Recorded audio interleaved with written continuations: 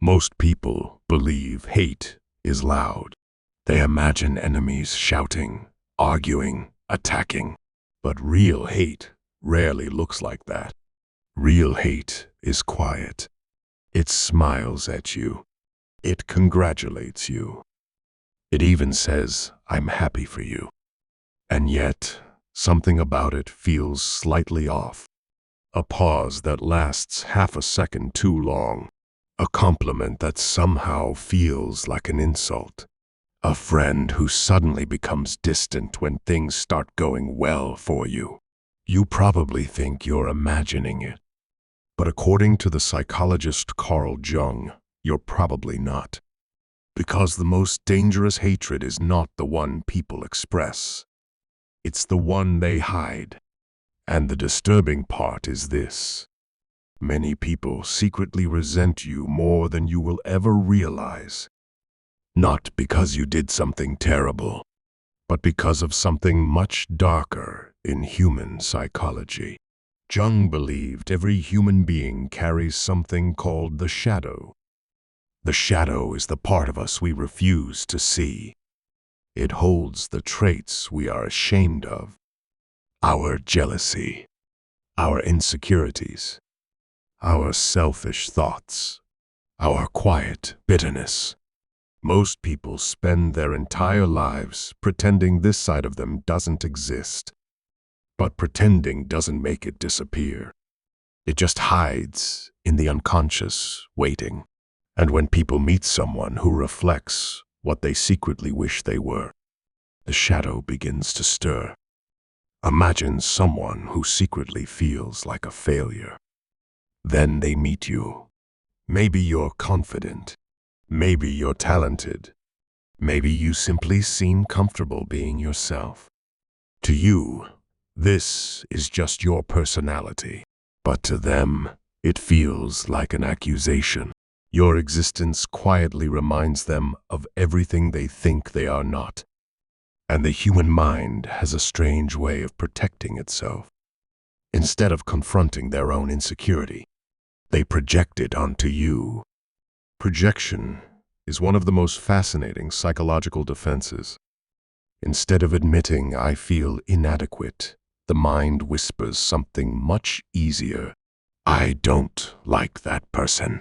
Suddenly, they begin noticing things about you that annoy them. Your confidence becomes arrogance. Your independence becomes selfishness. Your honesty becomes rudeness. Nothing about you actually changed. But in their mind, you have become the villain in a story they secretly wrote. This is why sometimes people dislike you for reasons that feel completely irrational. You haven't wronged them. You barely even know them. Yet somehow, they seem slightly uncomfortable around you. It's not always about you. Sometimes you simply walked into the room holding a mirror. And mirrors are dangerous things, especially for people who have spent years avoiding their own reflection.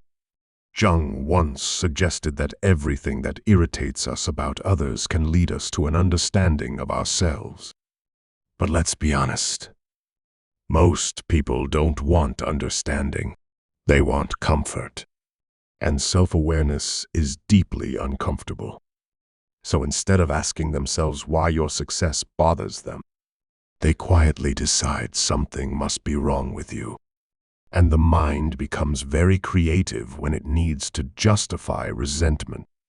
Maybe they say you got lucky. Maybe they convince themselves you're fake. Maybe they claim you think you're better than everyone else. Of course, you probably never said or did anything like that. But the story feels true enough for them. And once someone believes a story about you, every small action becomes proof. If you stay quiet, you're cold. If you speak confidently, you're arrogant. If you succeed, you're showing off. If you fail, well, suddenly they're very entertained. Because hidden resentment has a favorite hobby, waiting for you to fall. It's one of the strange ironies of human nature. People often celebrate strangers more than they celebrate people close to them, because strangers don't threaten their identity. But someone in their circle succeeding? That's different. Your growth forces them to confront something they've been avoiding, and the shadow hates being exposed. So it whispers little things. Who do they think they are? They're not that special. They'll fail, eventually. These thoughts rarely get spoken out loud. Instead, they appear as subtle behaviors. A friend who becomes strangely quiet when you share good news. A coworker who compliments you but adds a tiny sarcastic edge. Someone who laughs a little too hard when you make a mistake. None of these moments seem big enough to confront, which is exactly why they work so well. Hidden resentment prefers subtlety, because subtle hatred keeps the illusion of friendship intact. And this is where Jung's ideas become slightly unsettling. He believed the traits people hate most in others often reveal the parts of themselves they refuse to accept. In other words, sometimes people secretly hate you because you're expressing something they buried inside themselves. Your confidence reminds them of their fear. Your honesty reminds them of their silence. Your ambition reminds them of their excuses.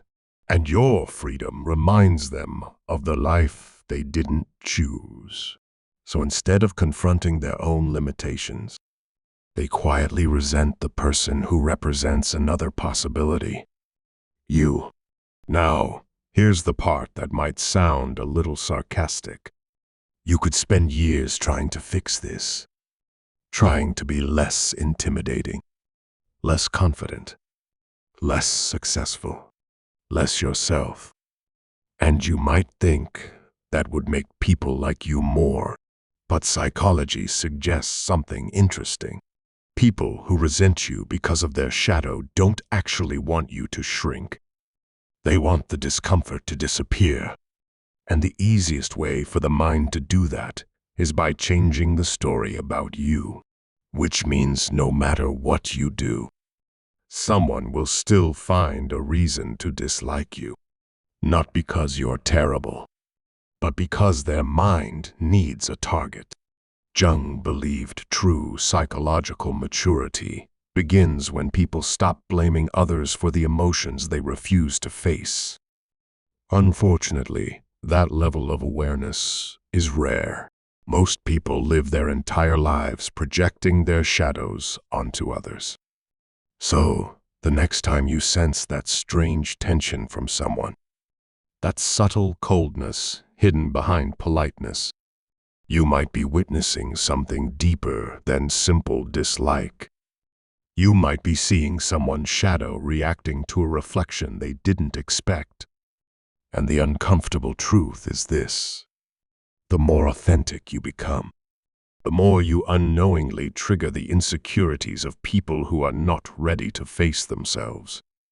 Which means, sometimes, the quiet resentment you feel around you is not proof that you're doing something wrong. It might actually be proof of the opposite.